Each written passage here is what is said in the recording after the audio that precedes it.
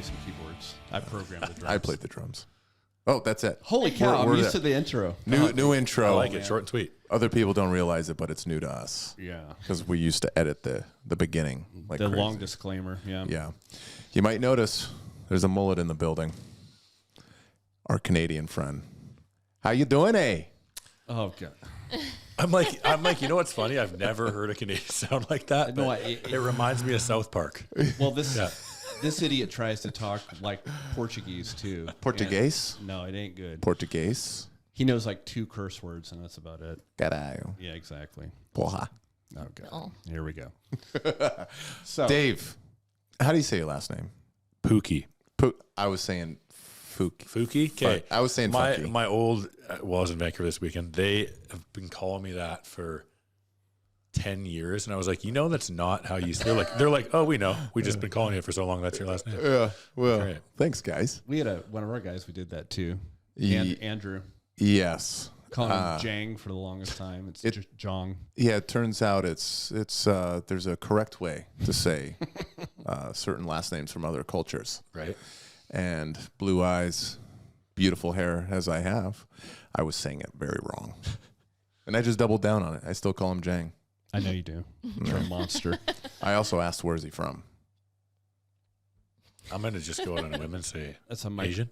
Yeah. Am I allowed to? Yes. You are allowed to say Asian. Of course you are. That's not Bill. It's a microaggression, apparently. It is. Yeah. I had a Mountain Dew before I came. Awesome. So this is kind of a new. We've done a couple black belt, interviewing a black belt, interviewing a blue belt, interviewing a white belt, and you're our 3rd black belt that we are interviewing. Hell yeah. So Technically 4th. 4th. Andrew. Oh, but we didn't really lump him in the series. He was just like one of our first episodes, I think. Okay. And then we were like, oh, we should make this a series. Yeah. So technically, yes, 4th. We're going to get into who you are and all that good stuff. But we like to answer some listener questions. And we had a few come in, but just for time's sake, we're going to just do 2. Sweet. And I think you might be able to actually jump in on a couple of these, because how long you been training? I'm like, sometimes you got to remember how old you are as you get started. That hurts a little. I'm 36. I'm staying at 36. This is going to be the year where I'm just like, I'm 36. 6 years at 36. So about 16 years. Okay. Nice. So you got a ton of experience, MMA, Muay Thai, obviously Jiu-Jitsu. So a lot of stuff we have coming in right now is going to kind of relate to people that have wrestling backgrounds, which I think you wrestled a bit yourself. But I'm just going to jump right in. First question. They say, I'm 36, a college wrestler. Been training on and off for about 10 years, but I always seem to get injured in BJJ. Lately, I've been dealing with finger pain from gi class. I keep researching, and everyone just says, tape your fingers, rest, Advil. That's it. I'm sure this helps not make things worse, but it's not improving the finger joint pain. Mostly, it's in my joints and in the index finger and the middle fingers on both hands. Any recommendations or exercises or anything else to mitigate the pain? I don't want to end up with arthritis, obviously, so I want to address it early. You want me to go? I would love for you to take this one. First of all, stop the Advil. Stop the Advil. Yeah. So if you have any kind of if you're starting to develop any tendon problems, Advil as a non-steroidal anti-inflammatory can actually inhibit the healing process.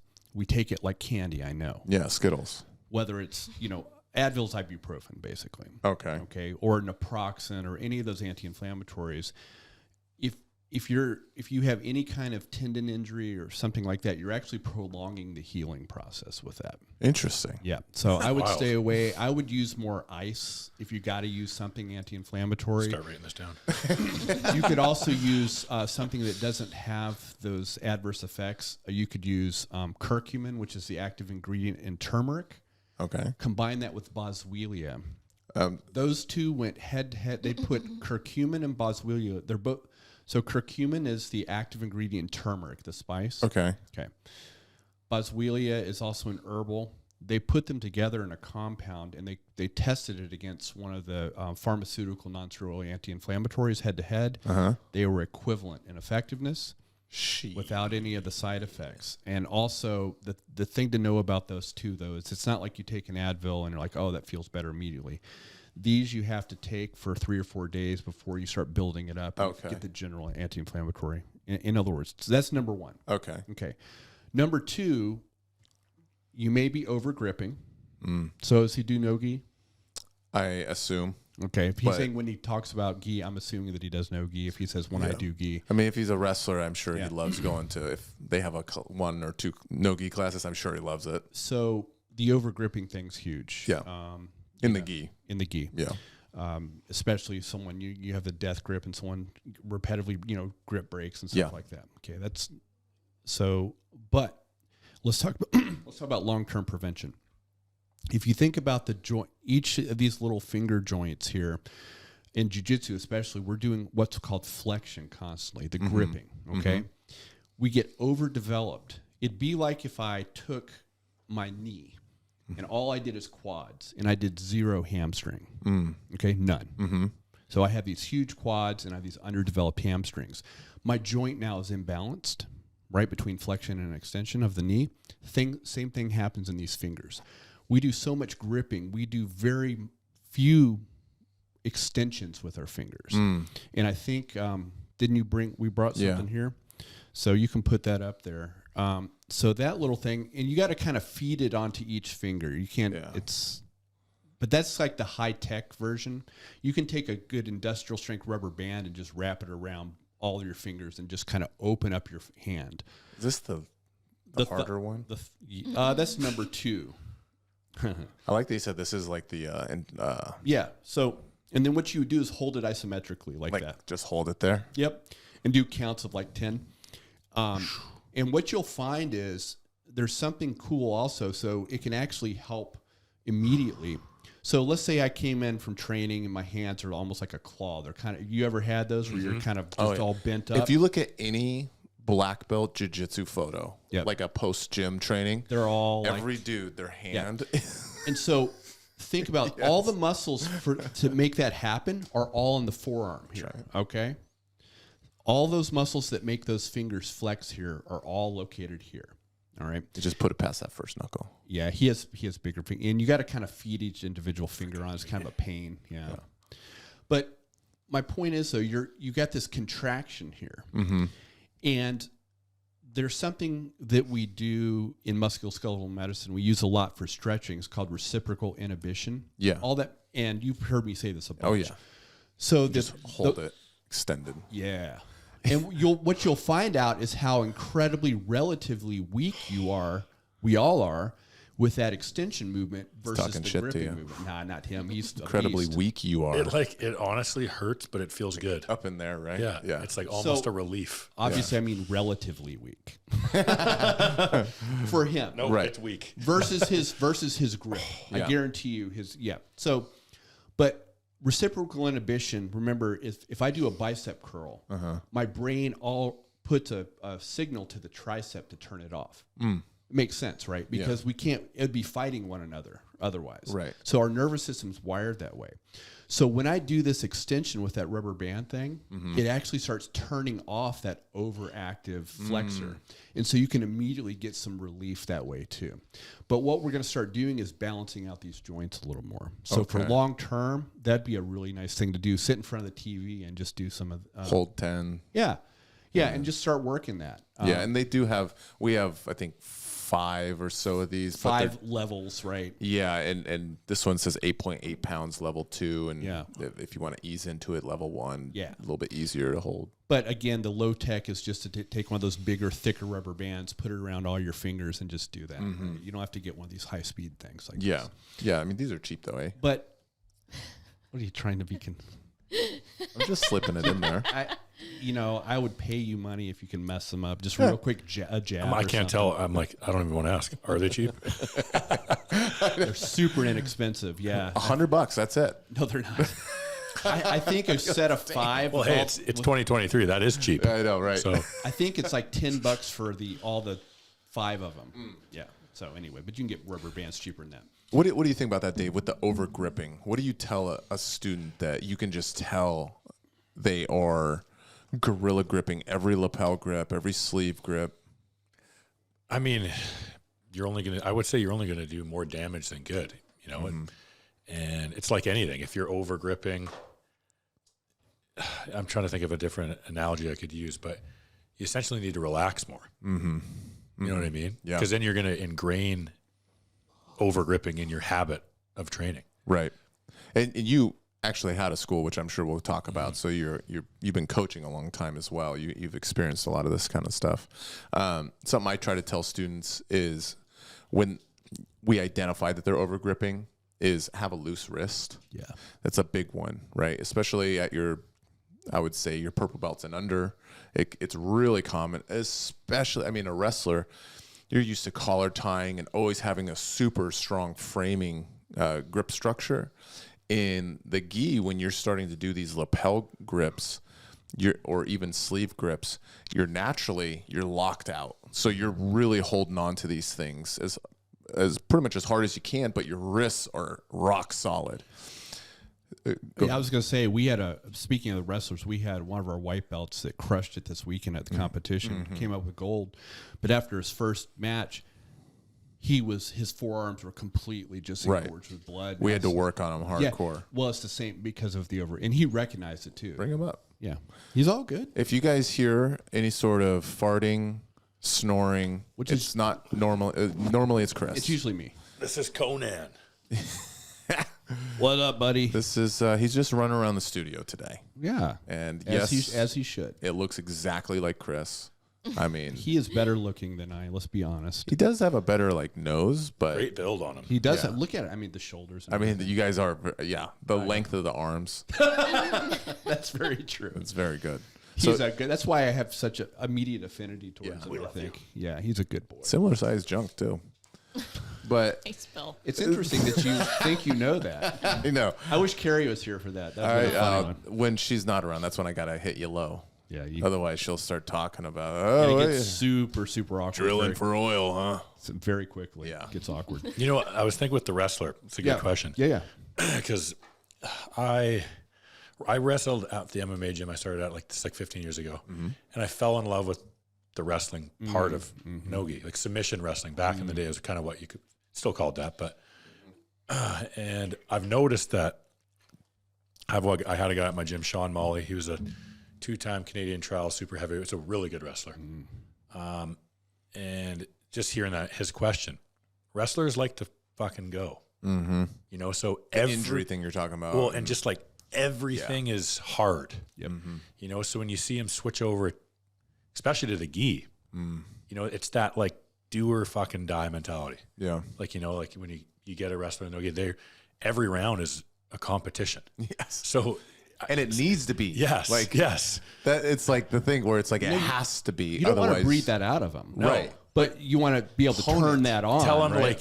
like you know what? I think that may be so ingrained in the head. Yeah. You got to be like, because it's a different sport, especially the gi. Like you can't have that like ram. Yeah. 24. You know what I mean? 24/7. Especially age starts coming into play. Well, and I think some of the best people that have taken their wrestling and incorporate it into their jiu-jitsu will do the wrestling and that intensity in bursts, right? Yeah. Oh, for sure. Where they'll pull that trigger super quick, like on a wrestle up or something like that. But but in general, they've gotten comfortable on their back and they're more relaxed and then boom, you know. I relate it a lot to the within judo, you have, and I've talked about this before, there's certain styles depending on what country they're from. So the Russians and the Eastern Europeans are always known for having a hard style, which is big throws, aggressive. The Japanese, complete opposite. They're all timing and finesse based, right? Then you get the French. They actually kind of do a little bit of in between. The Americans do a little bit in between. So it becomes this thing where you kind of have to identify, especially when it comes to your age coming into play. Like you might not be able to do the European style anymore, and you need to start working on a little bit of your finesse game, whether that's funk rolling like within wrestling or compared to, that hardcore just war.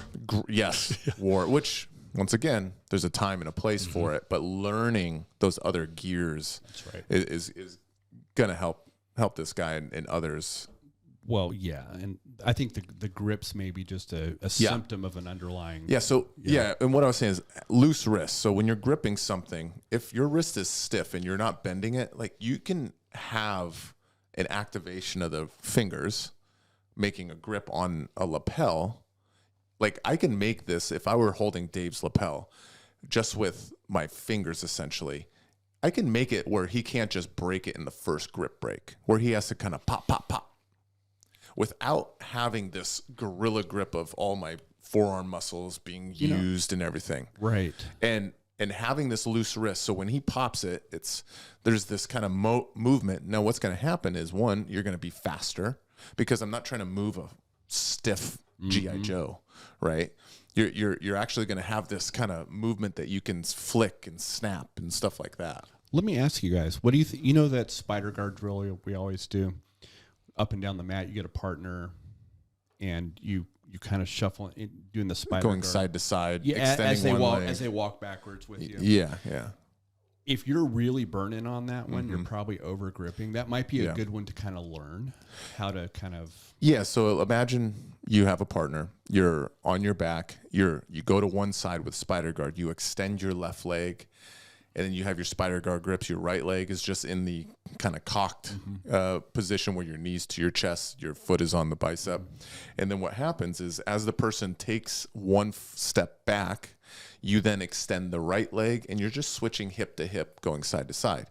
And this is a good practice, because what happens if you're over gripping is your forearms will be tired by the time you're done with probably 15 side to sides, when you should be able to do that all day. Right.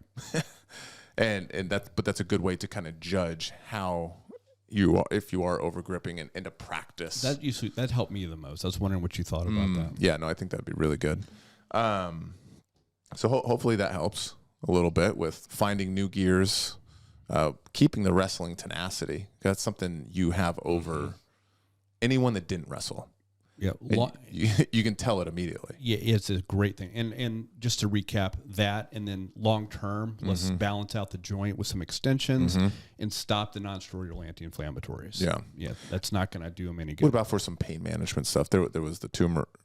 The boswellian turmeric, or which curcumin, right? Yeah. And then if you want to do something short term, if they're really inflamed, you can do. Ever seen those penguin fingers or something like that? Yeah, those work pretty well. They actually help knock it down. Oh, red light near infrared.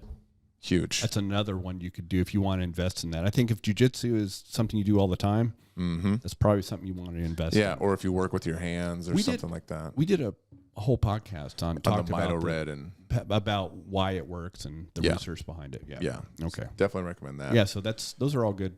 How about this? Another question. Okay. They say a question you answered on the latest podcast, which I believe was the last one, about age. I'm turning 50 in January, and it inspired me to ask a follow-up question. I hear often about the benefits of strength training, lifting weights for older folks, but it's never appealed to me. I normally bulk up, often injure my rotator cuff, and it just is hard to get motivated to do so. I get it. That's why I don't lift, because it's just boring as hell to me. So I can identify with you, brother. I'm 220 and 5'9". So he's 49, 220, 5'9". Strong person. I enjoy doing yoga, often power yoga and hot yoga. Does yoga by any chance give me similar benefits to strength training? I'm feeling comfortable with with a balance of yoga and BJJ. I could work in strength training, but it seems less fun and hard to get motivated to do. Just thought I'd ask. I've been thinking a lot about trying to fit in strength training into a tough schedule already. Okay. So one sec.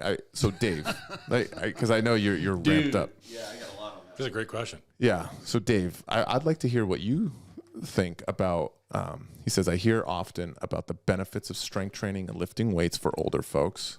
Now, obviously, you're not 49, but we all are middle aged. 15 years, Yeah. it makes me 5 years older. Yeah, you're exactly. It's just never appealed to him, but he knows that there's a benefit. Did you just try to appropriate my age? Did you say we're all middle-aged? You're right. You're past middle age. Thank you. Let's go. Senior. He's looking at your hairline and his, Yes. and you're, And mine. You just can't see it on top. I digress, Dave. Please. That's a good. What you got on this? Dave? What do you think about that? Like, because you've also done personal training, which actually we'll probably go into that, some life training and stuff. What do you think about someone in this guy's position?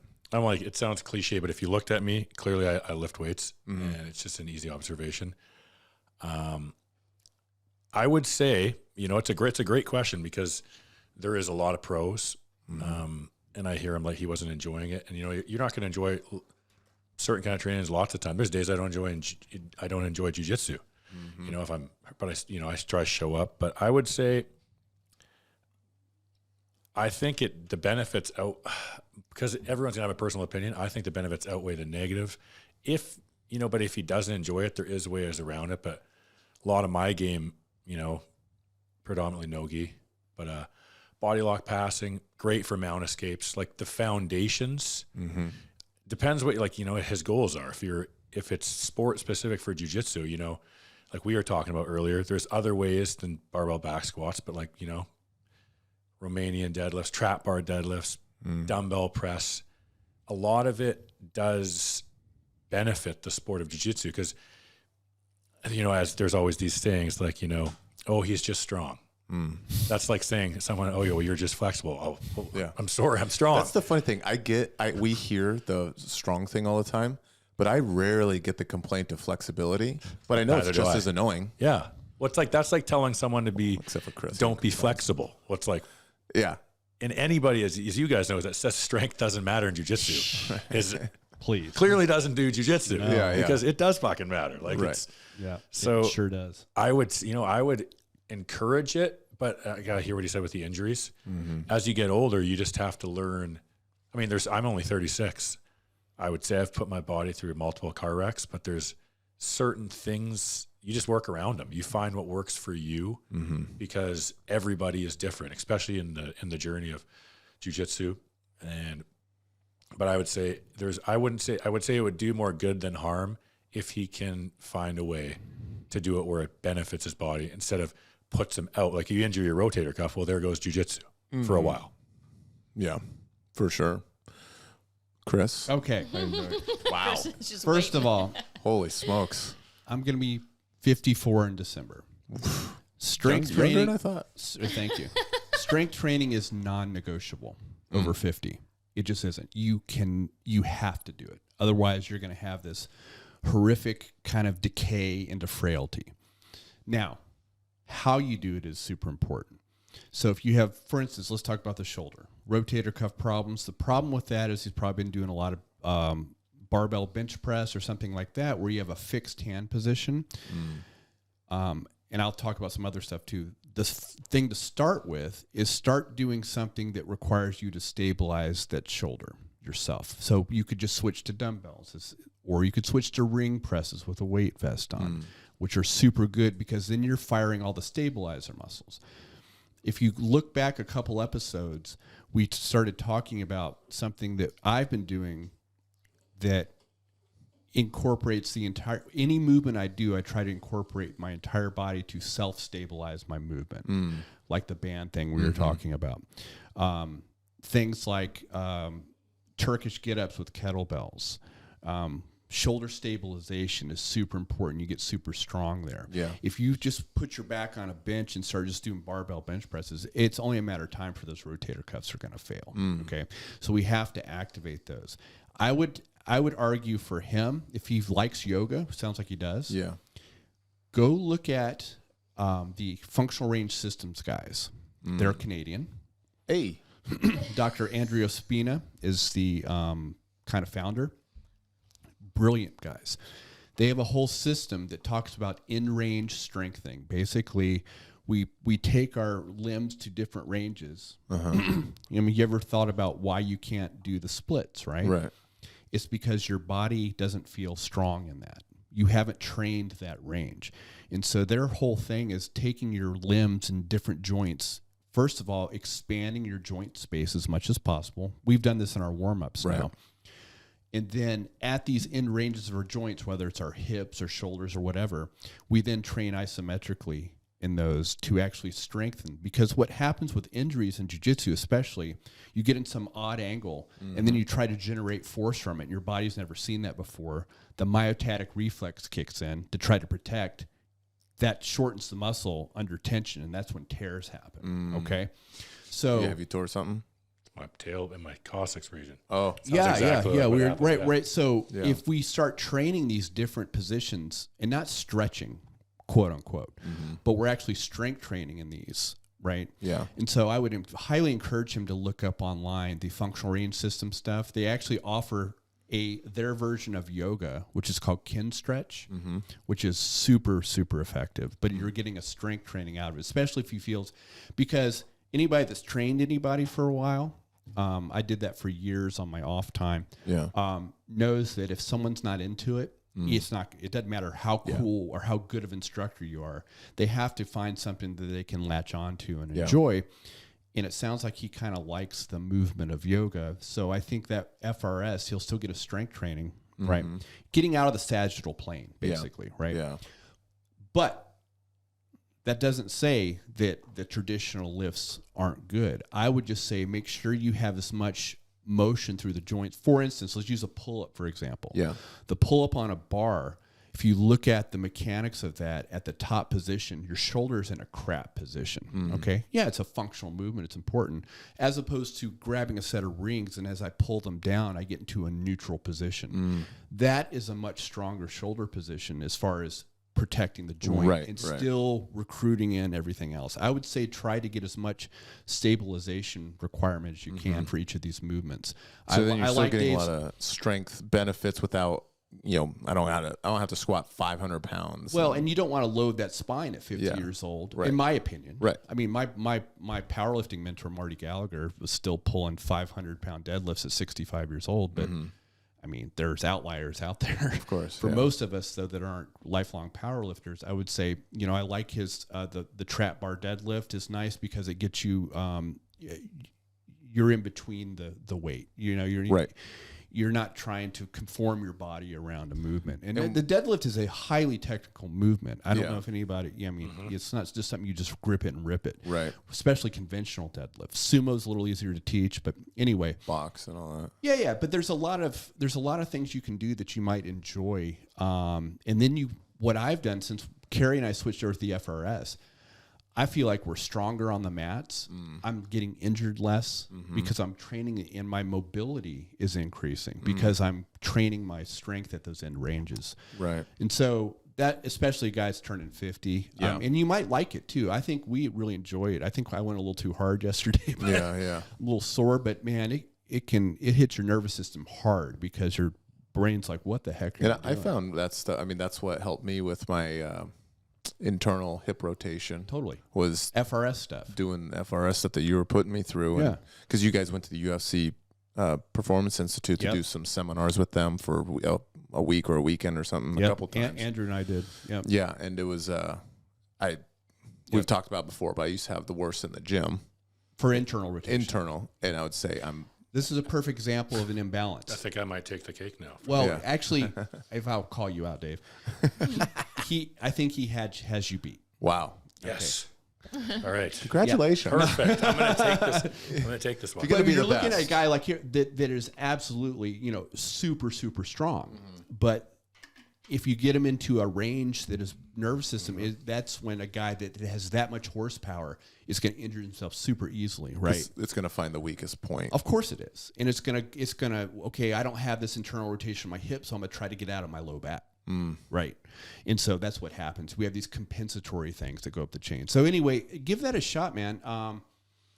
Look up FRS. There's plenty of free videos online to give you a taste of it. I would highly recommend going to one of those kin stretch classes if they have one. They have instructors all over the place. Yeah, that's great stuff. Yeah. Anyway, and I've been through a little bit, and it's great. But to sum it up, it's non-negotiable. You got to do something. Okay, twice a week. I even hit it hard once a week and then do some little mini sessions just because of 3 days a week of jiu-jitsu to me crushes me. Right. Yeah. But as far as a heavy strength training day, you can get a good input as long as you're doing it right. Just make it count on that one day. That's right. Okay. Yep. No, that's good stuff. Yep. Dave Puhky. Did I say it? Was that? Bang on. Got it. Nailed it. I call Olivia Poo-key. I've actually never had a girlfriend in my life call me by which I kind of like it. I'm not gonna lie. Yeah. Buddies call me it, but Yeah, they call you Poo-key? yeah, or Poo-key, like we were saying. It would feel kind of weird to call you Poo-key, Right. because that's what I call her. Yeah. But it kind of feels good coming out my mouth right now. I'm not going to lie. Hey, I'll let you can think about that later. We're inclusive here. I told you I don't judge you, Bill. It's fine. So, been training for a super long time. Had your own gym in Canada. Canada? Yes, that's what I said. Who has the best poutine in Canada? Okay, so this is a perfect question. And I'm like, you know what? I used to care about getting judged, but everyone asked me, like, you speak French? I'm like, no, I don't speak French. That's only a tiny little, it's a smaller portion of Canada that didn't want to be Canada. On the other side. Yeah, so I consider that's the French Canadian. I'm a real Canadian. Real. Judge me if you want. Hey. Okay. I love it. So, you know what I mean? Yeah. Everyone just assumes, I'm like, I don't know anybody that speaks French. Right. So, because everyone asks, hey, poutine. Yeah. Oh, I don't know if that was a French accent, but like, you know, It was worse than mine. yeah, I like it. perfect. There's only one, I've only been to one poutine place in Victoria, some on the West Coast. So I'm going to say that was the best place. Is that DR Hortons? I don't know. Or Tim Hortons. Tim Hortons? No. Dr. Hortons, no. I think that's a house builder. Yeah. And it's okay. So Tim Hortons has the best. Is that what you're saying? No, Tim Hortons doesn't have poutine. Or maybe they do. They do. Really? But I think it's a fast food restaurant. Yeah. So It's probably like Tim Hortons is like, I'm trying to think of something here. Krispy Kreme. Do they have coffee and like donuts? Is that what Krispy Kreme is? Yeah. That's just a donut place. You're yeah. speaking his language, Yeah. by the way. Yeah. Just Watch your so you know. tone next time talking about Krispy Kreme, please. Yeah, you're speaking. Well, You'll be just to very- let you guys very- know, when Krispy Kreme comes, like, it's a thing in Canada. Anything you can't get there, right? But, Oh yeah. Everything seems super special. The so poutine, I am not a poutine connoisseur. Okay. I mean, I love food, so I'll eat it. respect. It's that. good, but Okay. Well, we'll skip that one. That then. crashed and burned on you, Yeah. didn't it? I thought I was going to get something good. Je m'appelle David. That's all I know, and I learned that in grade like 6. I think Olivia or knows what something. you just said. I do. What did he say? His name name's is David. Oh, Yeah. How was She that? knows Pretty a good, little right? Yeah. Francois. Semi-fluent. Semi. Tell us a little bit about yourself. Owned a gym from Canada, trained a long time. What happened to your gym? How'd you get through COVID? Oh, we got to bleep that. Sorry. Voldemort. Dang it. We call it Voldemort. Perfect. Go to put a it. timestamp on for that. So stupid algorithm. Yeah. Just give us kind of a quick rundown because you don't have a gym anymore. Yeah. Yeah. Quick rundown. Don't have. So I started training 15 years ago. Yeah. Who's your professor? All that. 16 years ago. Yeah. My professor is CJ Hollett out of GF team out of Calgary.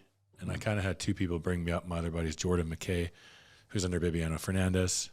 Both of them been, crucial in my journey. As a guy and jiu-jitsu, I always say it's like, it's more than just jiu-jitsu. And Definitely turns into. yeah, jiu-jitsu, like as you guys know, jiu-jitsu has taught me so much about life. I started training 15 years ago at a gymnastics gym. So this was back when like you'd learn an arm bar. It was called Impact MMA with a guy named John Punt. I ended up getting into it because I worked at Sport Check. I just got out of rehab actually when I was 20 and jail. I had a pretty wild teenage years, made a lot of dumb decisions, learned a lot. Took me about 5 years after still to really learn my lessons. But one of my buddies I played hockey with did MMA, and I was just looking at this guy and I was like, come on, buddy. Like, you know what I mean? And I'm like, I'm going to kick this kid's ass. So he brought me out to his gym. Needless to say, it did not go my way. Yeah. And I was hooked ever since. But it was like back then it was, leg locks or pulling guard was for pussies. Leg locks were like, oh God, what a bitch. It was like, the old school, you'd learn an arm bar and then we'd go to kickboxing class. Yeah. So it was like it's so crazy to watch the journey from today. I mean, man, how is it? It's like now it makes me sound old. Right. But Well, it's true. I mean, that back in the day, that's Andrew talks about it, where if you saw a purple belt, it was crazy. yeah. It was like, oh, that dude's a killer. You know, I was a white belt for 8 years, and it was to the point where like, yeah, well, I was just like, I was tapping all the purple belts in the gym. Yeah. And I was looking at, and I'd always look at my coach being like, what's up? Like just go look like he had his guy. I'd go kick it, like, and then I remember I did my first, he's like, please do a tournament in the gi. And if you're listening, I think that was my last tournament I did in the gi. Yeah, so pretty wild. But really? Yeah, it's just kind of how like my training unfolded. So I did that tournament. I think I won my first 4 matches in a combined time of like 3 minutes. Yeah. Got my blue belt that day. And it's I would tell my students too, when I promote, I'm like, you wear your belt around the house? Cause like, I'd have my bathrobe on. Yeah. Belt on, of course. And then, so that started, and every gym I went to, I kind of gravitated towards the no-gi side because I had this dream in my head that I wanted to be a fighter. And as I get older, I think it was more for, I want to say the wrong reasons. I think I was trying to prove, I don't know, it's more my ego than I think who I actually, I fought. And I did well. I was always like the guy in the gym that like I was a very good athlete. So I had the skill to pursue it farther, but it just. Because you were in athletics before. Yeah, I played hockey. Yeah, I played hockey growing up. Weird. Yeah, right. And then, I guess that kind of, like I fought and then I had my first fight and I like won in 90 seconds and I was like, the thrill of winning, a little different, than jiu-jitsu, but honestly, very similar. And I had this like goal that I was going to, continue that path, but it kind of fizzled out pretty quick when I looked at I want to say lifestyle of like a fighter, like as they grow older. Cause I got older, I was turned 29 and I guess I thought. Were you a pro MMA at this point? This was amateur MMA. Okay. Yeah. So you were living the lifestyle. I trained, and I was going to the MMA class, sparring, sorry, Conan. Yeah. It was my life. Like I was surrounded by everyone that I was doing it was fighting. And I guess, like I said, it was more for I don't know as I get older now, it was for the wrong reasons, if that makes sense. Like, now I live my life on what do I want to do? Really? Because my buddies were all fighting. Right. And I was just like, this is just what I'm supposed to do. Yeah. This is the circle I'm in. And I was really good, but I don't know if I didn't really, really enjoy it. You know what I mean? Yeah. At like your core of like. Yeah. So as I've grown older, it's so easy to get influenced. And that's what I would tell my students too. Especially because, fighting has a time frame. Yeah. And there's a window. And as I got older, I wish I would have had, it's like the whole saying, I would have made the same mistakes just earlier. Like I wish I would have known what I know now because I would start looking like, look, man, it's okay to have dreams, right? You need to have dreams in life. And I would have told myself, you start getting 30 years old, you got to start planning like, all right, do I want a wife and kids? Do I want this? Or is this going to be my end all be all? Because for a while, that's where I put all my focus, and every other area of my life suffered. My relationship suffered. My marriage, I was previously married, and I would put all the things that on the back burner that in the end, when I needed them, they weren't really there, due to my own, and that's why it's so crucial to have and especially in MMA to have a coach that's like looking out for you, because if you're not getting set up like good matchups in your early 20s, and your goal is to be a that once you hit 30, and if you're not already 4-0 or it's over. Yeah. And not saying every scenario is like that. There's not a lot of there's a window. Coutures. No. And to anybody listening, if you are younger in that area, I encourage you to capitalize on your moments. Yeah. Because, you have a window in your athletic career. Like if you want, go for it 110%. If you want to be a fighter, whatever it is. But once if that window starts closing, you have to also prepare for life. Yeah. And that was my, so then I kind of switched over more to jiu-jitsu. I was about 27 years old. I got my purple belt and it was the same kind of thing. I was training for 9 years, got my purple belt. I was doing the same thing, tapping people out. As I look so funny, right? As your journey goes on. Now, as a black belt, I'm like, God, what a meathead I was. Like, you know, tapping people, like looking at my professor CJ and be like, you see that, man? I'm ready for it. And so I got, don't do that. All right. Lessons I learned the hard way, so you don't have to. But it's funny, you know, I always heard the saying, in the moment, we're always doing the right decision that we think we're making the right decision. Yeah. But anyway, that was just me being me. But so I had this dream. I worked in the oil field for 7 years. I had the white picket fence, marriage, all the things I thought at the time I wanted. And I just was kind of lacking my happiness with my job. And I was just sitting up in the oil field in a camp, miserable to say the least. And I always knew, I was like, in my head, I was like, I'm built for more. I got a great personality, and I liked helping people. There's definitely a empath in me. Yeah. So that was one of my real passions, was like, I started personal training. I think I started personal training when I was 20. But I ended up working in the oil field. And I was like, all right, I'm going to quit my job. I've always wanted to go to Thailand. So this whole time I was kickboxing as well. Like, I trained at an MMA gym that had a great jiu-jitsu program, a couple in Calgary. So I was kind of doing all the martial arts. And I'm like, well, I want to have a kickboxing fight. I want to go to Thailand, live that dream, you know, like go live in Thailand. I lived there for 3 months. And I want to fight in one of those stadiums. Yeah. And I did that. Yeah, it was amazing. Just learning the culture. The training was amazing. Just submerging yourself. Yeah, there. the training was awesome. And then I had this plan after to go start a gym. So I went, fought, knocked some Thai guy out in the second round in a little stadium. I was 10 pounds heavier than him. Had the foreigner, you know, weight advantage. Yeah. We're just going to change colors. We needed to. Yeah, we're setting the mood. So yeah, then I did that, and I came back and wanted to start a gym. So I really went into the gym with no business plan, like no plan. I was just like, I'm going to make this work. I don't know how. I'm just going to will my way into it. Yeah. With a buddy of mine, and we started this gym. A friend at the time had a gym, and it was kind of in an area where he needed someone to help. Oh yeah. You know, kind of, I don't want to say going, it was just in a place he needed some help with the rent. And at the same time, I'm blessed for the opportunity to have that, because it helped me a lot. So we split the space, started a gym, had a kickboxing program, and then a strength and conditioning program. It's kind of like functional fitness. Yeah. And I went all in on this. Like, I quit my job, sold my house, ended up getting divorced,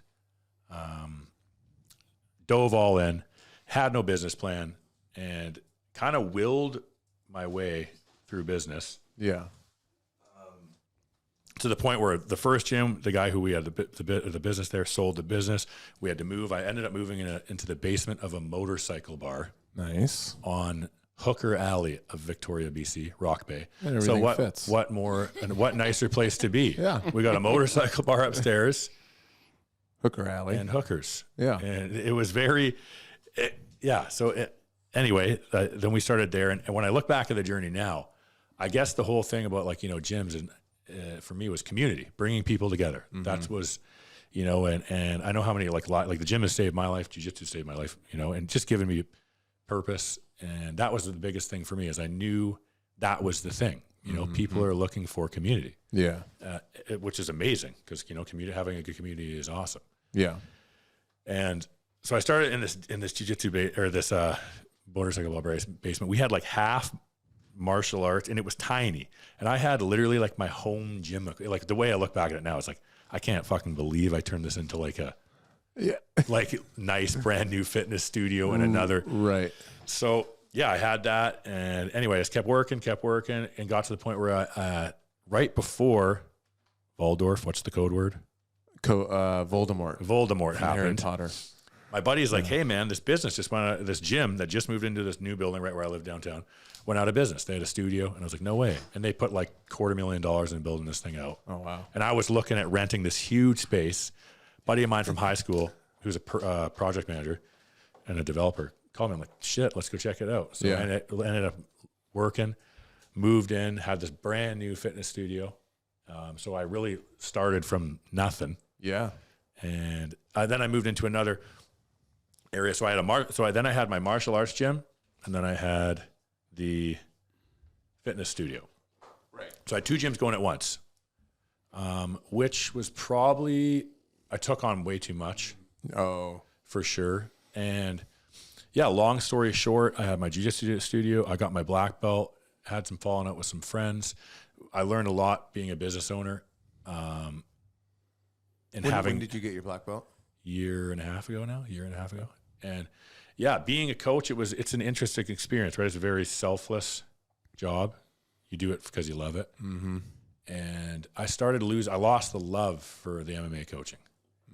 That was the biggest thing, because I would see, and you know what? I had friends hate me for it, because I just was like, look, man, this career, and I used like quotations, career, because a career makes money.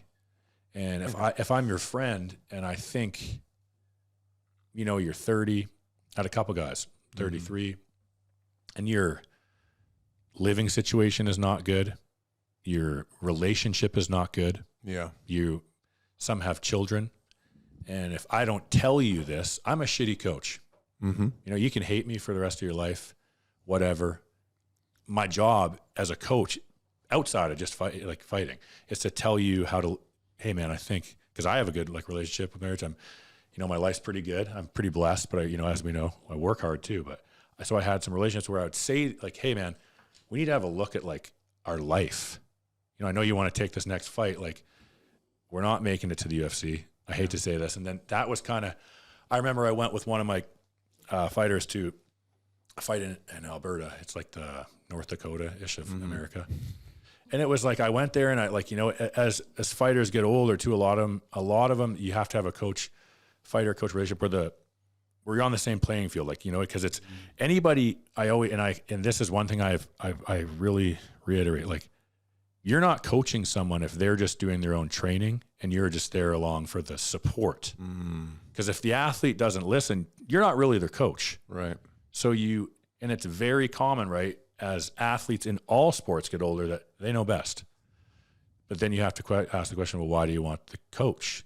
Which is, and this isn't the scenario for all the time. It can happen, right? And then especially as people get longer in their journeys. So you go along for these rides. And if you are in one of those situations where you're just kind of cornering, even in jiu-jitsu, and you're not really coaching, you're kind of going along for this ride that you don't really have any control of the result, because you didn't even really there's no real game plan. You're just kind of there as there you go, dude, you got this. And giving some in-moment advice.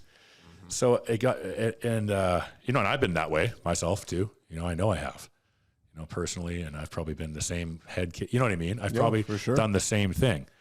So I just remember one of my last times I went to Alberta, and we ended up losing. And it was one of those scenarios that I'm I don't even know why I'm here, first off. And my friend that I care about, losing, and then watching their personal life. I knew what their personal life was. And we go in the back and they're taking the gloves off. And I just remember I had to sign the paycheck. And I looked at this paycheck and I was like, holy fuck, man. I know your situation, where you're at in your life, and I care about you. And I'm seeing a $1,400 paycheck, and you're the co-main event on Fight Pass. What the fuck are we doing here? Yeah. And I remember it was that moment. I was driving. It was my professor has a gym in Calgary, which is probably Tacoma from here. 1 a.m, I was driving there, and I called my wife, and I'm done. I'm not coaching anymore. I don't want to, because I felt I don't know. I just lost. It was that moment where I'm losing money, and now I've learned CJ, Jeremy, if they listen to this, I have so much love for my coaches, because I realize they don't have to be there. They're, as we know, we do it because we love it. So, I was just driving back, and I was kind of I'm losing $3,000. I'm paying out of my pocket for these business trips. And that was really where I remember I drove, I called my wife, I saw my professor, and I'm getting out of the mixed martial arts. I don't want to coach fighters anymore. And it's because it's taking so much.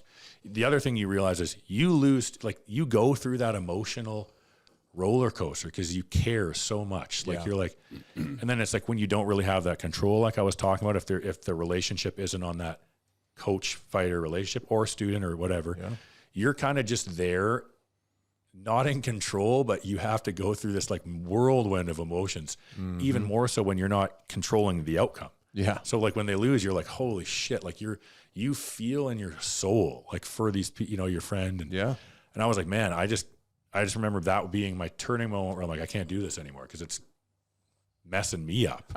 I know. So we just had a tournament this last weekend, and I competed. Olivia competed, her first competition. Let's go. Porrada. And Andrew and I were game planning, and Andrew's my coach, right? And we were game planning because we were in the same division, but we're on opposite sides of the bracket. And we knew that there was this one guy that was going to, like, we game planned for everyone in all the potential matchups, but there was one guy that we were like, he's going to be the toughest one. And so he was different than all the other ones. Like, he was 6'2", 6'3". All the other guys were short, plays spider guard. The other guys don't. And then I also tell him, like, man, I'm like really, like, it's kind of hard for me to focus because of Olivia, because she's competing. And I was like, I'm trying to like develop her game plan with her, work on the stuff that she wants to hit within the tournament and in the matches. And we study her opponent, or at least one of them that had footage. And he was like, you got to just shut that shit out. Like, there's a point where it was, he's like, you have to be able to separate a little bit. And the reason I'm bringing that up is because that's my coach having that moment with me of, he's investing that time into me, even though he's competing too. Yeah. But he has someone, or I have someone, being a coach, that has a coach that, that can tell me, give me direction in those moments. Because I'm so invested in a student that also happens to be my wife. So it's even more so. And it just, it was like overwhelming at times. I can imagine. And shout out to Olivia for getting silver. Let's go. Thank you. Holla. She crushed it. First tournament ever. Yeah. So. Oh, it was awesome. But yeah. What I was going to say is, imagine that. There's nothing, what he's living, these guys that's their livelihood. Yes. Right. Oh. He's invested right there with them, trying to bring them through this. We're kind of, let's be honest, we're hobbyists in a way where we're going out. And now, not that we don't take competition seriously. Of course. We very well do. That dynamic, the ramifications. I think it's a lot different, Well, too. It is and it isn't, because, listen to Andrew. Andrew's only telling, Andrew's not just saying that because he just wants to. Right. He's saying that because he cares about you. Like that. Or he would just, if he didn't, he wouldn't say fucking anything. He's like, okay, Bill, get out there and do your thing. Good luck. You know what I mean? Yeah. It's. And he wasn't saying don't care about her outcome. He was saying when it's your time, or even for the lead up, don't stress yourself with these outside things that you have literally zero control over, which is what you were saying, is that weighs on us. Well, and it's hard to coach your friends, really coach them. 100%. Because when you, is. It's like, friends, business, friends, coaching. It's a tough go, because they look at, you're also like, and it's not their fault. This is all I always say. It's like, it's the dynamic, right? When I've been around bosses too, like, you get to know them on a personal level. You think you're on the same playing field in business, but and then in the coaching realm, one has to be the athlete and one needs to be the coach. Yeah. It doesn't, and that's just part of that's what makes the team. You know what I mean? It's Even the B team guys talk about that, where they just did a podcast somewhat recently where, B team is Craig Jones and Nikki One Rod, of the best in the world. Yeah, Nikki Ryan, all that. They used to be part of DDS, the Danaher Death Squad, with Gordon Ryan, all that. They had a big split where a huge portion of the team went and made the B team with Craig, and then maybe a third or so stayed with John Danaher. But the B team guys, some of them just said, they were like, one of the good things so good and bad, but one of the good things that, like, Nicky Rod, so he's a collegiate wrestler, and J Rod really liked about the Danaher setup was there's one guy There is the head honcho, the chief, that he tells you what to do every class, every training session, what you're working on, yada, and it's very structured in that way. What he says goes. And with their current setup, it's a little bit more self-managing, if you will, which we talk quite a bit with a professional grappler called Margot Ciccarelli. She got, I believe, second at Worlds. Yeah, this last Worlds at black belt, and something she was saying. One of the reasons she just moved to AOJ maybe like 8 months ago or something like that. She was at Team Unity, another super team, right? So she's just kind of switched from one super team to the next. But one thing at Unity is it's a little bit more, self-motivated. Yeah, there's Murillo, head coach, but you're really kind of in charge of yourself. He's going to run the program and stuff. When she went to AOJ, Guy Mendez is telling you, this is what you're doing. Okay. You will spar with these people and this is what you're going to be working on. And for her, that was huge because to get to the next level, in her opinion, she needed that outside tutelage or direction rather than the warriors just kind of making their own way. I think that's really the only way. I just want to, my personal opinion is look at Gordon Ryan, look at fucking LeBron James, look at Michael Jordan. They had whether it was their dad. Well, because if you think about it this way, when you come up in your jiu-jitsu journey, you have a coach. Yeah. So all of a sudden you just don't, you start doing it at the highest level, you know what I mean? Because that happens to a lot in martial arts, a lot, back to what I was saying, a lot of people, they want to start doing it their own way because they've seen some degree of success. Yeah. But that you need, because you can't, I don't think you can be the best athlete you can be and the best self-coach you can be at the same time. Because to be the best athlete, you need to be 100% dialed in on your training. And you get what I mean? Yeah. You need to trust. If you trust your coach, that takes such a burden off of you, right? Because then you're like, oh shit, let me plan out my strength and conditioning. You look at every champion. Yeah. Let's go to the UFC. John Jones. Yep. Jack, he's out of Albuquerque. You look at Kamaru Usman. I'm just thinking right off the top of my head. Yeah. He has, what's his name? The guy from Colorado. GSP. Yeah. Or frick. Anyway, but they all have. Khabib had, AKA Havana and his dad. They all have, the greats all have someone guiding them. And that's right. Well, even you have people let's say Heath Pedigo from Daisy Fresh. He's very independent with his upbringing, his jiu-jitsu upbringing, because he's in a super rural area. I think 4,000 people in Mount Vernon, something like that. Yeah. So he would have to travel, I think, to La Prise or something, because he came up with John Thomas. But his athletic career as a competitor didn't do much, but as a coach, he's very good. A lot of the time, sometimes the best coaches are, look at John Danaher. Right. Absolutely. I mean, I'm just, right. Because they've spent that Trevor athletic Whitman. effort into the mental. Yeah. Trevor, that's the one, Kamaru Usman, Trevor Whitman. Yeah. That was the guy I was looking for. Yeah.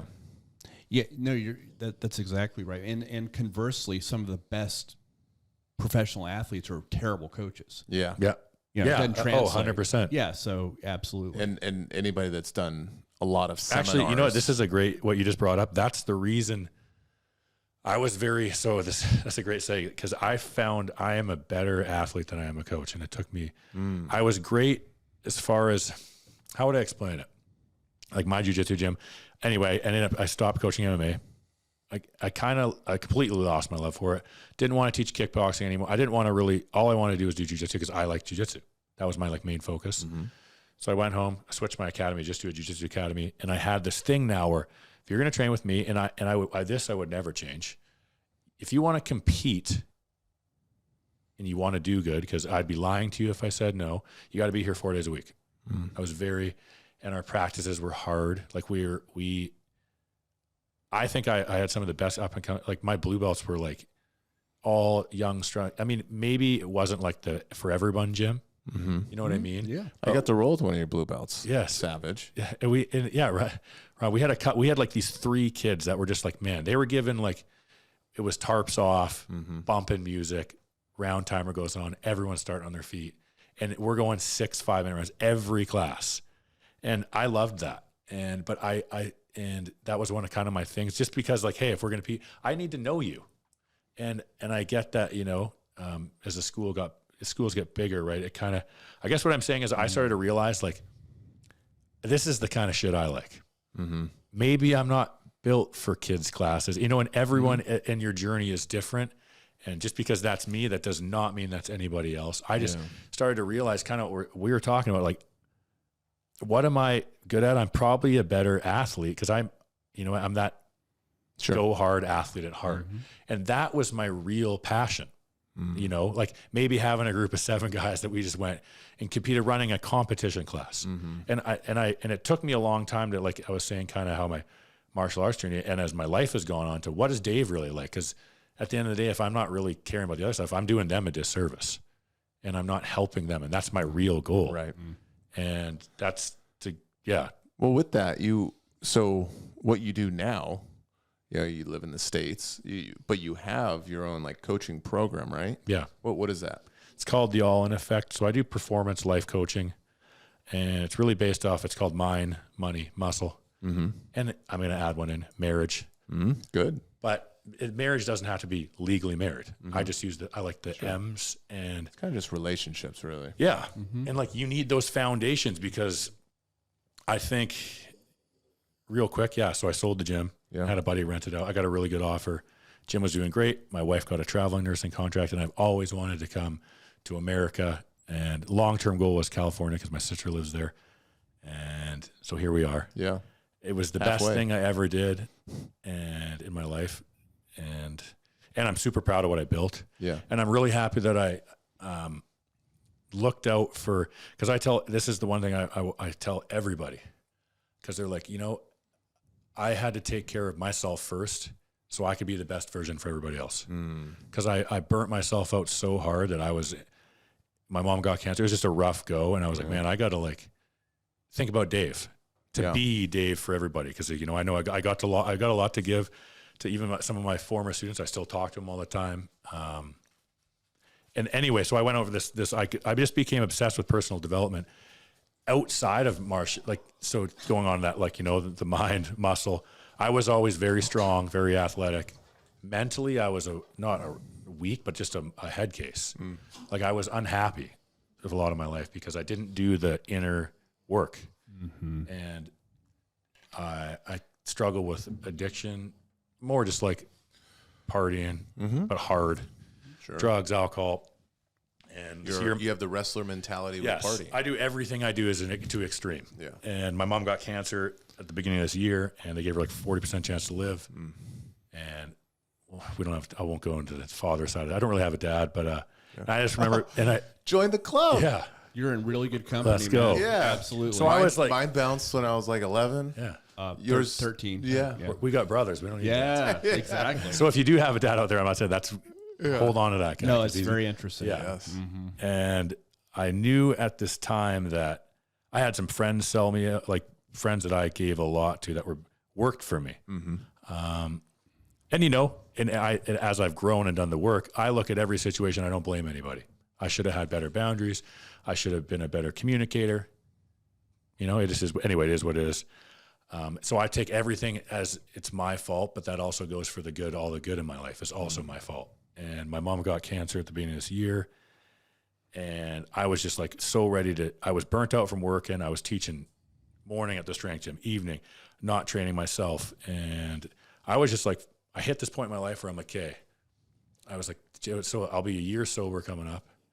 And I was never like a drinker all the time. I would just drink to numb my pain. Social drinker. Yeah. And then self-medication. Self-medication. For sure. And I just like, I've always been into the personal development motivation. Yeah. And I just dove all in. It's so cliche, that's the name, right? Sure. Because that's the only way you can really do anything. You want to be good at something. You want to be something. I stopped drinking because I knew if I would drink again, I was in so much pain with my mom. And I remember there was one morning I was at the gym and teaching a class, 30 people in a fitness class. My phone rings. It's my mom. So I'm just like, I don't even know why I answered because I usually don't answer. So I was like, I have my headset. I took my headset off. Class going. I'm like, hello. She's like, can't really talk. She's like, I'm having a heart attack. So I'm like, This is in the middle of it. And so my life was like kind of like spiraling. I was like, holy fuck. Don't know what I'm supposed to do. I just look at my guy, my real buddy who bought my gym, Rob. I'm like, dude, my mom's having a heart attack. I just like literally ran, grabbed my shoes. She lived in this area called Oak Bay. I'm going like 100 down on 30th Street. Yeah. She has no service. She can't remember her address. Oh. So I can't call. I'm on the phone with 911. I'm like, I don't know her fucking address. I'm just beelining it. And I get there. She's like shaking. Turns out, I don't know what it was, some medication thing. Anyway, so I called the ambulance.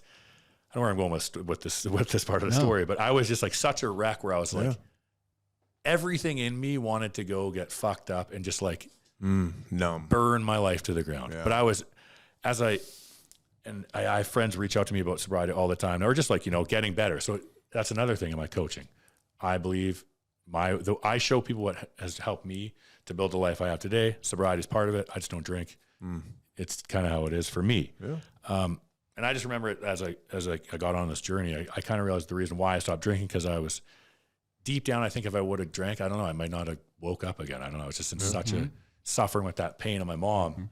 And because I guess I am, for sure a mama's boy, Well, yeah. I mean, you turn into one when. Oh, yeah. There's no doubt. And seeing that being like, shit, this woman has like, she lost her, she beat cancer, by the way. Awesome. But she like watching her, I'm like, man, you just realize as you start getting older, like this shit is not forever. Yeah. And that really Especially transformed. I think when you get to that mid-30s, you do start to have people in your life start passing more, whether it's uncles or grandparents or, unfortunately, parents. Yeah, man. Friends. The mortality thing hits you hard, especially, like your body starts failing. You feel like you're being, we've talked about this a bunch, man. Dude. Yeah. And, it's interesting. I mean, I think we all kind of similar back with the alcohol thing too. Yeah. Yeah. I mean, I'm 4 years now. I don't drink at all. I have a full family of alcoholics for the same reason. Cause I feel like you said, I mean, it's something to turn to just to, without dealing. Well, this is a weird question, but yeah, go ahead. I've had 2 people in the last week that I'm helping with sobriety. I'd gone to I've done 2 years sober before, and it was never really to my life was never you know what I mean? I mean, don't get me wrong. I went to jail for DUI. I did some dumb shit, but I kind of got to the point where I'm like, I woke up and I cut a lot of friends out of my life, and some of them took it really personal, but I'm like, it is what it is, man. I don't want to, I was just I always say, I'm like, were you having fun at the end? Every time I drank, I'm like, this isn't, I don't wake up I'm like, wow, that was awesome. This sucks. That's right. Yeah. And that was my turning point. I think a big thing for me was, and I think I've said this, is my mindset changed towards it, where it's what's the benefit? I know Joe Rogan says social lubricant, but I don't need a social lubricant. I've never met a stranger. So it's what benefit am I really getting out of it? There's zero health. Yeah. Take your glass of wine a day and eat my ass. Oh, God. Eat his ass. Yeah. Eat my ass. Eat your own ass. Happy Hanukkah. And it's a great movie, by the way. It's my mindset changed where there is literally nothing good, because the next day or that night, I would always have shame. I would always not feel good about whether it's physically or emotionally, what I said or what I did. And then then I find myself finding new reasons to drink. I find that I can speak for myself too, that I'm so scared because when I get into something, I'm all in. I always have been. Yep. And that is how I hit everything. And I can see that. I mean, whatever it is. It doesn't matter if it's music. That's like me too. I have a very, fitness.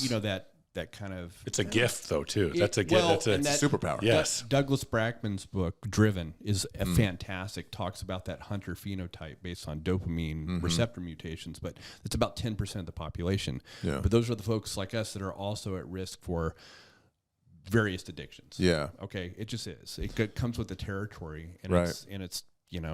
it's hard to, because you're right. It is a superpower in a way. And if you were someone that got diagnosed with ADD, ADHD, just know that because I used to feel like that means I'm retarded or something. That's me. I got 88. It's insane. We all do. Yeah. That's also can be a gift. I actually think it is, because the amount of focus I can put into something, I know I've talked about this, is unparalleled and is why I've like done good in different areas of If my you're life. interested. If I'm interested. Yes. But it's also why I dropped out of high school Well, and dropped out of college and had to go back.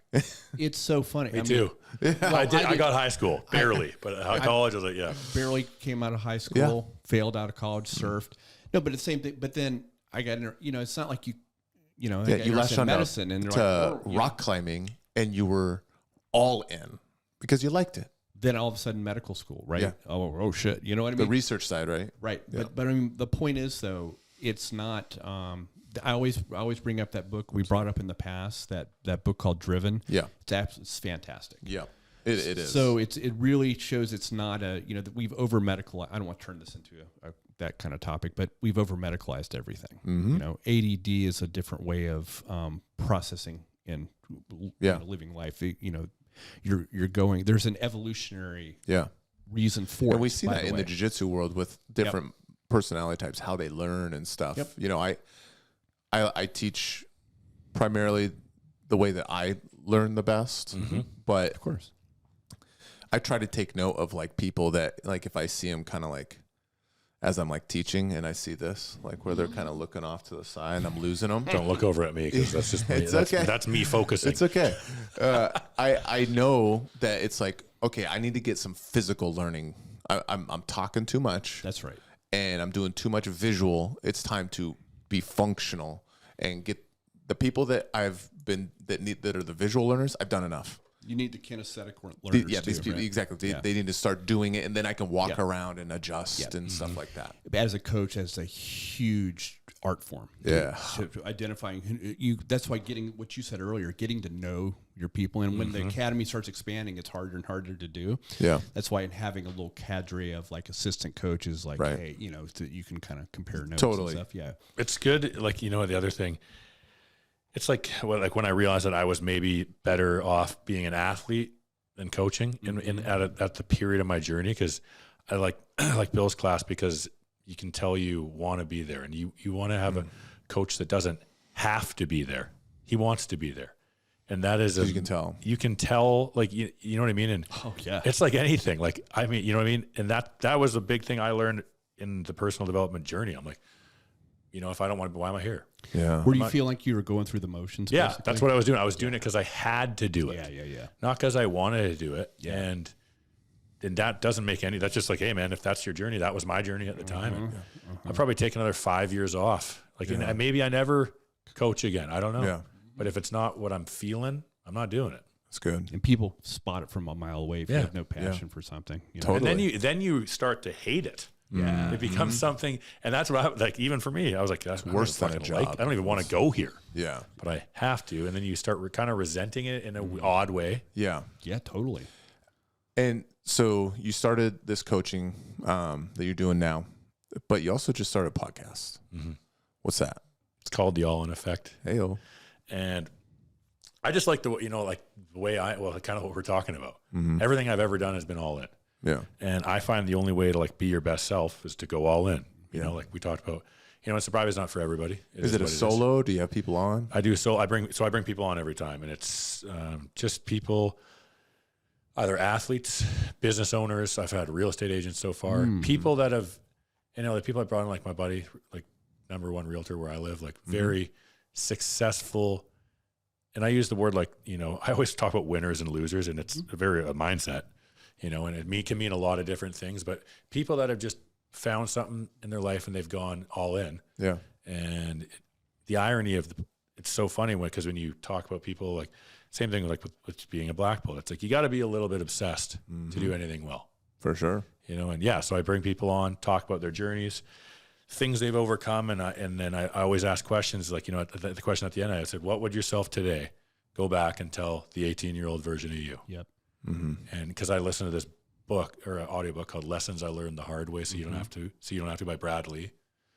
And I find like that's where, I just became obsessed with the journey and other people's journey and helping to, I guess what I'm really saying is my real passion now is to show other people's stories, my stories, to show them how capable they are, because things I wish I would have learned sooner. Now I know them. I want to give them to the rest of the world.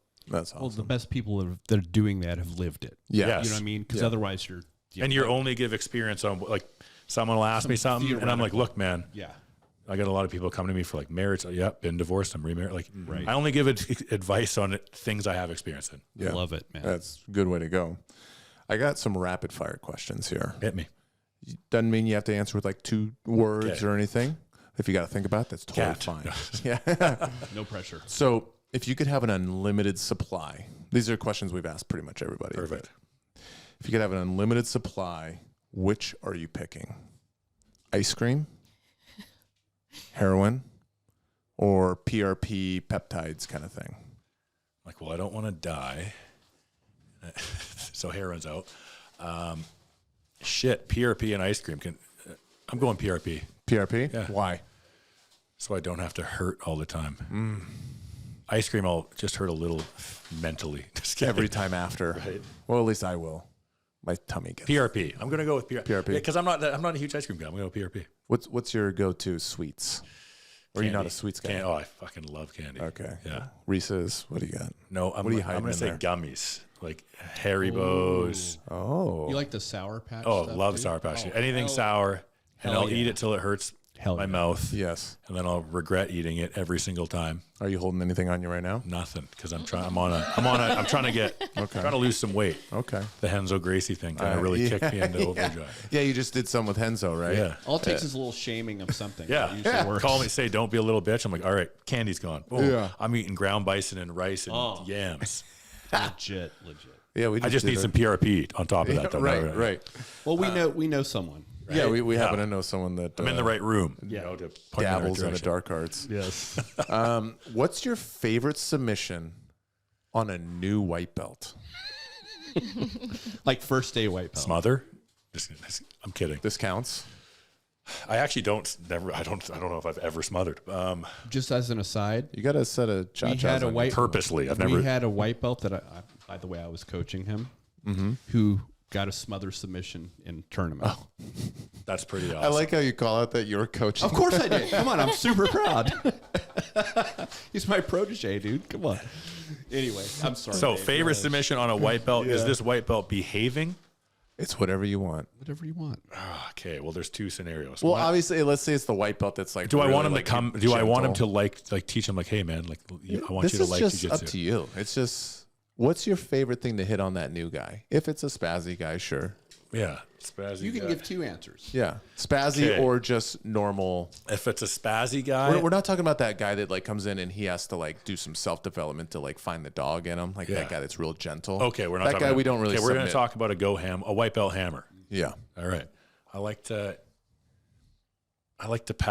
get side control and just put so much pressure on him that just to realize that are you going to quit? Mm-hmm. Oh, and then I slip the Darce choke in. Oh, and it's almost, I don't even really Darce them. I just let them quit yeah. and be like, hey man, that wasn't a tap. Right. I didn't even submit you. Yeah. Yeah. Or you say, why are you tapping? Yeah. We have a black belt named Josh Haggerty that when people tap to that kind of stuff, he just what happened? Dude, I got the best story. So this guy, real quick, the wrestler I was telling you about, Sean, we had a purple belt come in, and Sean's technically a blue belt. He's like a coral belt in wrestling. Sure, yeah. And he's 240 pounds, 6'4". Tell him to stay. So this Corey guy comes, and he's in the 40 category, 40-year-old category, and he comes over to me. He's like, "Fuck, man, he's like, man, he guy just tapped me out and looked at me. He goes, "That's it." And I was just like, that is so my buddy. gosh. And I'm like, God, that demoralized me, and that didn't even happen to me. Yeah. He's like, he literally looked at me. He's like, "That's it." That's heartbreaking. Yeah. And as a purple, I'm like, yeah, you take that one home with you, man. I guess so. Here's Yeah. my Yeah. belt and my key. Right. Yeah, but that's a high level grappler, regardless of what belt he Yeah. I know. That's Yeah. what I mean. And I'm like, in my head, I'm like, yeah. I'm like, I know exactly what position he was because it wasn't a tap. It was just Sean. Yeah. Yeah, it's like a scarf holder. Yeah. What about a non-spazzy white belt? Like just a, Just a nice. but they're not like the super gentle. They've come in to Usually I'll always be on my back with new guys. So I'll just triangle choke. yeah. Yeah. Oh, nice. Just choke them with your legs. Yeah. I actually put a guy. I was starting a mounted triangle.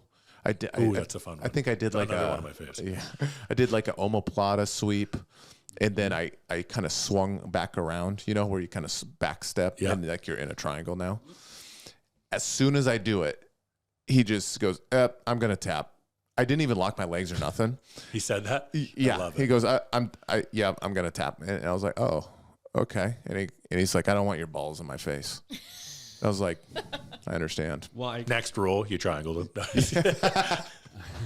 You know who that was, yeah. Yeah, but I actually don't blame him. I wouldn't want my, just person. Yeah. Welcome to jiu-jitsu, my friend. Yeah. No, just Bill in particular. Because I caught a lot of heat about that. And there's a YouTube comment that said, remind me never to roll with Bill if I'm a new guy. Oh, I commented on that too, okay. by the way. So. Good. What's your most memorable either roll or competition? So roll could be like you got to roll with Buchecha or something, or competition. Like what's the most one that like sticks out to you the most? I got to roll. I want to say competition on this one. I've rolled with a lot of world champions. Yeah, it's so funny. I was going to say I've been to the North America, California now, but I'm in America now, so now it doesn't make any sense. Yeah, trained a lot, pretty much all over. Well, overseas, America, Canada. I want to say my most memorable competition was my last one at the ADCC Open in California. I had my nephews there, so it was fun. My sister, never really, which are also into jiu-jitsu now, my two nephews, which is amazing. Nice. And they always talk about their uncle being a black belt. I'm like, just don't quit, dude, and you'll get there. You'll do the same thing, quicker than me. Yeah. But not like it's a race, but I was... Only to Chris. I had my first match, and I hyped this guy up, Travis Moore, and because I looked him up on Instagram, like, fuck, he's a leg locker. And I'm branching out in that game, but I'm old school. Sure. So I was like, perfect. And I'm watching this guy, and he's like, done the EBI, and he's heel hooking everybody. At the Opens, you get 2 losses, so it's not single elimination. Thank God for me this day. So I went there, and my buddy, this wrestler I was talking about, just did the blue belt division, got penalized in the end in his final match for not advancing, ended up winning. So these rules said I had the same guy refereeing my match, and anyway, this guy was like yelling, advance red. I'm like, clearly, if you could see the guy I'm going against, I'm trying to advance. His guard's just insane. Stepped over, got heel hooked, didn't tap for about 5 seconds. Probably should have. I could like hear it in my body, tapped, and I was fucking demoralized because like I feel like if Travis listens to this, I feel like I could beat him. Yeah. And he was like, anyway, after he's like, man, is your knee all right? And I was like, yeah, it's fine. I went to walk off the mat, and I thought it was sweat, but it's kind of like buckled, but I was like, your adrenaline's going. Yeah. And I looked at my buddy Sean. I'm like, fuck, I can't believe I tapped. And he's like, how's your knee? I was like, it's fine. And at the Open, there was like 25. It was the busiest tournament I've ever been to in my life. Yeah, it's huge. I had an hour but I'm like, all right. And my whole goal was obviously to win, but I'm like, fuck, I need a medal. Like I want one of these from California because they were dope with palm trees on it. And it sounds so weird, but as you go into competitions, you're all going to have different mindsets. That was just my thing going there. I want to go, and I'm like, okay, now I got to win 3 in a row. And so pressure's on. Can't lose again. With the fucked up knee, I had a grade 2 sprain on my LCL after. Didn't train for like 8 weeks. Anyway, I'm like, screw it. I'm just going to send it. So I just went to just, it's so funny, just smash it. I was just like, I'm just going to be so physical every match. Because I kind of like, when you get the nerves get the best of you. Yeah. You kind of like, the first match, I'm like, man, that was not me. Anyway, lost. I've learned more than that loss than I did the whole tournament, even this next match I'll talk about. So I won the next 2. And then I'm going for you got to win bronze. So you know how like IBJJF sometimes you can just get bronze. Yeah. And I was like watching this Kevin guy from, I think it's Renzo Gracie or somewhere in New York. He was going against this guy from 10th Planet. And there was, what's his name? He was the boogeyman dude there. I don't know a lot about 10th Planet. Yes, he was there with this guy. And he went against this Kevin guy from the Gracie gym in New York. And I was hoping he was a little smaller, my side. This other guy was like 6'3". I was like praying this one guy wins because you know what I mean? I'm like, boom, he goes. Heel hooks him. This guy's like Gumby, and I'm like, fuck. Go over to my sister. I'm like, it's the one guy I didn't want to go against. Yeah. So I'm like going in there, and I just looked at my buddy Sean, and it's so funny because it's jiu-jitsu, right? But I look at anything as I'm competing, and I'm getting this medal. So I look at my brother, I'm like, I'm gonna fuck this guy up. So we go there and like, usually people are like really like friendly. Yeah. Come out and this guy's just mad dogging me, and I'm like, perfect, Excellent. perfect. Yeah, yeah. Now because You can go to war. Yeah, because I'm like usually pretty nice. Like what I mean. I'm like, and I was just like, You're in my head, I'm Canadian. like, You're the nicest all right, guy in the room. Bring it on. So I just like first thing, this guy jumps into me, like literally jumping guard. I'm like, oh, you fucking loser. Anyway, but so all that's going through my head is like, you lose this one, there's no medal. So I might as well not even have flown here. Anyway, we're going, and there was like 90 seconds left. I fought out a couple of spots. This guy was the most flexible, tall, gummy guy I've ever gone against. And I just remember looking up, and there was like 90 seconds left, and it's 0-0. And I was just like, fuck, I don't want to go to like the overtime. Just the odd chance you lose. Yeah, that was probably my most memorable match. He rolled over, and everything I was doing was like elbow in the neck. Yeah. Knee. Yeah. I was like Cagey. pretty much, I could feel him wilting. Anyway, sunk in a rear naked choke. And I just remember the video. His coach was like, fuck. And I got up and I was just like, let's go. Nice. Kind of felt like they did the whole D-bag celebration. But I was so fired up. And You back to blue belt. So yeah.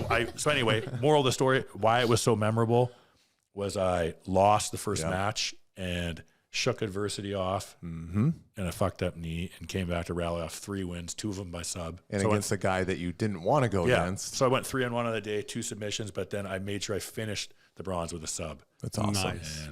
Got the medal. Third. Now I look back at it, I would have rather first, but at least Yeah. It's awesome. 3-1 on the day is pretty good. Lifelong memory. Yeah. That's amazing. So you're definitely the guy, like when you're jogging and like there's a car coming and you're like, I have to get to that telephone pole before the car, otherwise my family dies, and you love wieners in your mouth.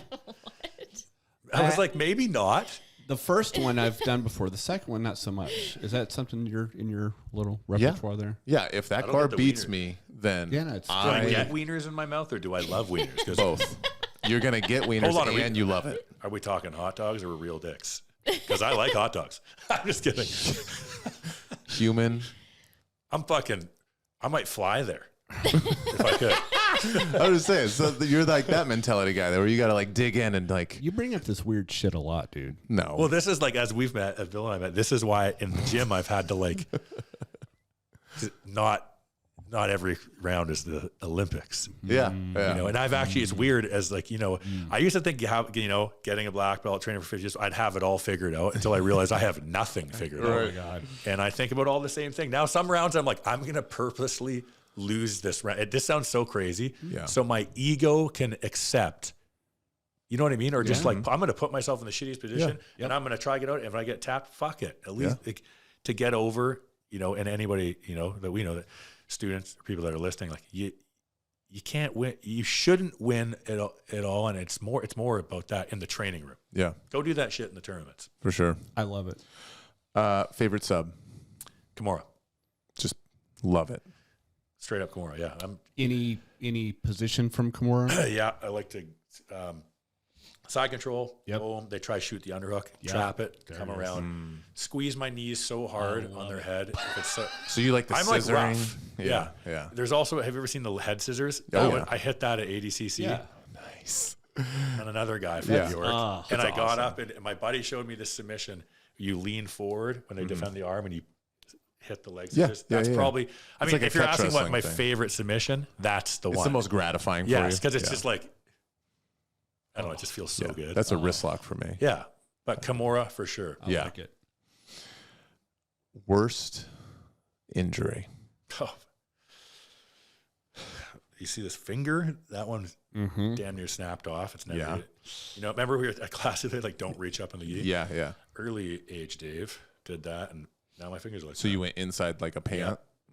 So that's a cautionary tale, everyone. Yeah. Yeah. This is why it's illegal to Yeah. grab inside the pants. Except or now when I inside do the sleeve. Austin Powers, I just look like. Yeah, it's just natural. Actually looks very, very good. Yeah. So is So- ligaments? I don't even know what the fuck happened. It's just, Oh, you didn't even go get it checked No, out? that shit's broken, dude. it's just And it healed healed like that this. way. Yeah, yeah. Because it's like doesn't hurt when I do this. It just goes back like No, that. that finger was broken. Worst. all right. I don't even know what the worst injury was. It's just kind of like the guy who was asked the question who was 50. Yeah. Sorry about the hands. Yeah. Remember that sign of my buddies at Rocky Mountain Jiu-Jitsu that Jiu-Jitsu is not for everybody? Yeah. It is if you're willing to go through Yeah. adversity. Yeah, I'd say worst injury, man. herniated disc in my C6-7. Yeah, that's bad.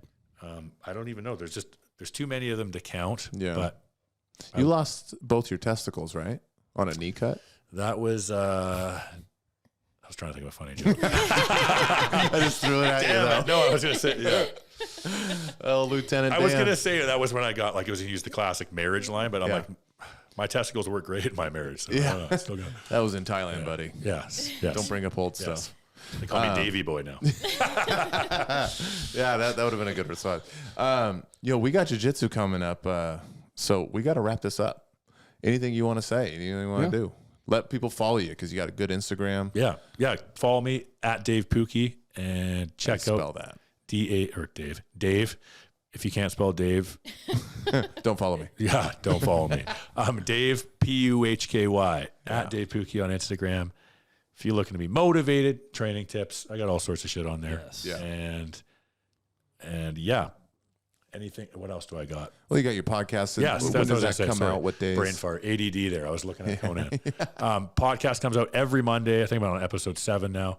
It's the All in Effect on Spotify and Apple. Are you on YouTube? Not on YouTube yet. Actually. Okay. Got to get you guys on sometime as well. For sure. I mean, he's probably a little bit better than me, but if you want to just talk about wieners, obviously I'm your go-to guy. And if you're in the Pacific Northwest and Seattle area, say Seattle, you got to check out Cascade Jiu-Jitsu because been to a lot of gyms. It's got great gym culture. Yeah, And I'm yeah. happy to call it home while Yeah. I'm Yeah, while you're here. Yeah. It's been fantastic having you. Yeah. With that, guys, comment, like, subscribe, ask questions. We love answering them. Thanks, Dave. Appreciate Peace, it, man. y'all. Thank you, pleasure. Davey. Thanks, Bob.